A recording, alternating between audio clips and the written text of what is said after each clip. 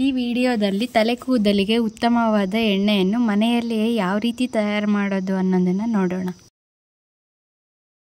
2 ದಾಸವಾಳದ ಹೂವು, 3 ದಾಸವಾಳದ ಎಲೆ, 1 ಟೇಬಲ್ ಸ್ಪೂನ್ ಮೆಂತೆ, 1 ಈರುಳ್ಳಿ, 1 ಕಪ್ ಕರ್ಬೇವಿನ ಸೊಪ್ಪು, 1 ಬೌಲ್ ಕೊಬ್ಬರಿ ಎಣ್ಣೆ, 1 ಬೌಲ್ ಔಡ್ಲೆಣ್ಣೆ. ಕೊಬ್ಬರಿ ಎಣ್ಣೆ ಮತ್ತು ಔಡ್ಲೆಣ್ಣೆನ ನಾವು ಮನೆಯಲ್ಲೇ ತಯಾರಿಸ್ಕೊಂಡಿದ್ದೀವಿ. ಮೊದಲನೇದಾಗಿ ಸ್ಟವ್ ಮೇಲೆ ನೀವು ಈ ರೀತಿಯಾದಂತಹ ಒಂದು ದೊಡ್ಡ ಪಾತ್ರೆನ ಇಡಬೇಕಾಗುತ್ತೆ. ನಾನಿಲ್ಲಿ ಮನೆಯಲ್ಲೇ ತಯಾರಿಸಿರ್ತಕ್ಕಂಥ ಕೊಬ್ಬರಿ ಎಣ್ಣೆನ ಯೂಸ್ ಮಾಡ್ತಿದ್ದೀನಿ. ನೀವು ಮನೆಯಲ್ಲಿದ್ದು ಇಲ್ಲ ಅಂದರೆ ನೀವು ಬೇರೆ ಯಾವುದಾದ್ರೂ ಬ್ರ್ಯಾಂಡ್ ಕೊಬ್ಬರಿ ಎಣ್ಣೆನ ಯೂಸ್ ಮಾಡ್ಬೋದು. ಈಗ ಸ್ಟವ್ ಆನ್ ಮಾಡಿ ಒಂದು ಬೌಲಲ್ಲಿ ತಗೊಂಡಿರ್ತಕ್ಕಂಥ ಕೊಬ್ಬರಿ ಎಣ್ಣೆನ ಹಾಕಬೇಕು. ನೆಕ್ಸ್ಟ್ ನಾವು ತಗೊಂಡಿರ್ತಕ್ಕಂಥ 5 ಪ್ರಮುಖ ಸಾಮಗ್ರಿಗಳನ್ನು ಒಂದೊಂದಾಗಿ ಈ ಎಣ್ಣೆಗೆ ಹಾಕಬೇಕಾಗುತ್ತೆ.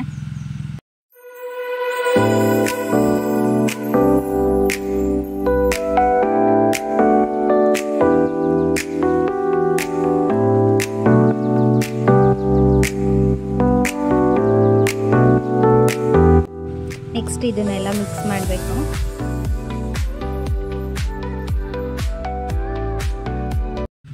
ಐದು ನಿಮಿಷ ಆದಮೇಲೆ ಈ ರೀತಿಯಾಗಿ ಸೌಂಡ್ ಬರೋಕ್ಕೆ ಸ್ಟಾರ್ಟ್ ಆಗುತ್ತೆ. ಆಗ ಒಂದು ಬೌಲಲ್ಲಿ ತಗೊಂಡಿರ್ತಕ್ಕಂಥ ಔಡ್ಲೆಣ್ಣೆನ ಈ ಪಾತ್ರೆಗೆ ಹಾಕಬೇಕು. ಎಣ್ಣೆನ ಕಂಪ್ಲೀಟಾಗಿ ಪಾತ್ರೆಗೆ ಹಾಕಿ ಒಂದು ಸೌಟ್ ತಗೊಂಡು ಈ ರೀತಿಯಾಗಿ ಕಂಟಿನ್ಯೂಸ್ ಆಗಿ ತಿರುಗಿಸ್ತಾ ಹೋಗಬೇಕಾಗುತ್ತೆ. ನೋಡಿ, ಈ ಥರ ನೊರೆ ಬರೋಕ್ಕೆ ಸ್ಟಾರ್ಟ್ ಆಗುತ್ತೆ. ಆವಾಗ ನಾವು ಸುಮ್ಮನೆ ಇರಬಾರ್ದು, ಒಂದು ಸೌಟನ್ನು ತಗೊಂಡ್ಬಿಟ್ಟು ತಿರುಗಿಸ್ತಾನೆ ಇರಬೇಕು. ಇಲ್ಲಾಂದರೆ ಅದೇನಾಗುತ್ತೆ ಅಂದರೆ ಉಕ್ಕು ಬಂದುಬಿಟ್ಟು ಎಲ್ಲ ಕೆಳಗಡೆ ಚೆಲ್ಬಿಡುತ್ತೆ. ಇದೇ ಕಾರಣಕ್ಕೆ ನಾನು ಮೊದಲೇ ದೊಡ್ಡ ಪಾತ್ರೆ ತಗೊಳ್ಳಿ ಅಂತ ಹೇಳಿದ್ದು.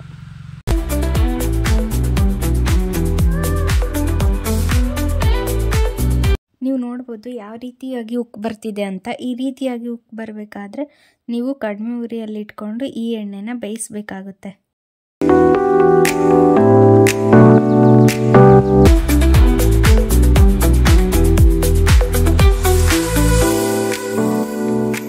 ನೋಡಿ, ಮೇಲೆ ಉಕ್ಕು ಬರ್ತಿದೆ. ಈಗ ಒಂದು ಸೌಟನ್ನು ತಗೊಂಡು ಈ ರೀತಿಯಲ್ಲಿ ಕಂಟಿನ್ಯೂಸ್ ಆಗಿ ಇದನ್ನು ತಿರುಗಿಸ್ತಾ ಹೋಗಬೇಕಾಗುತ್ತೆ.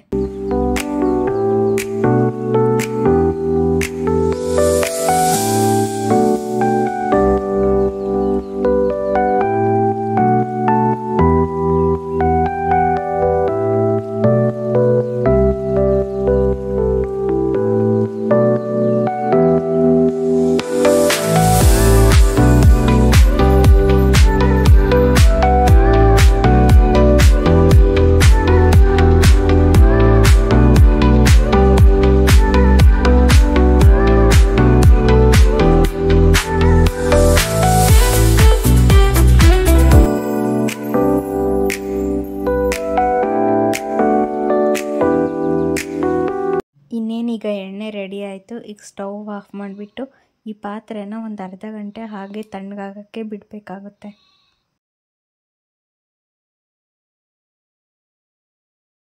ನೋಡಿ, ಅರ್ಧ ಗಂಟೆ ಆದಮೇಲೆ ಈ ರೀತಿಯಾಗಿ ಎಣ್ಣೆ ತಣ್ಣಗಾಗಿರುತ್ತೆ. ಇದನ್ನು ನೀವು ಒಂದು ಬಾಟ್ಲಿಗೆ ಸೋಸಿಟ್ಕೊಂಡು ನೀವು ಎಷ್ಟು ದಿನ ಬೇಕಾದರೂ ಇದನ್ನು ಯೂಸ್ ಮಾಡ್ಬೋದು.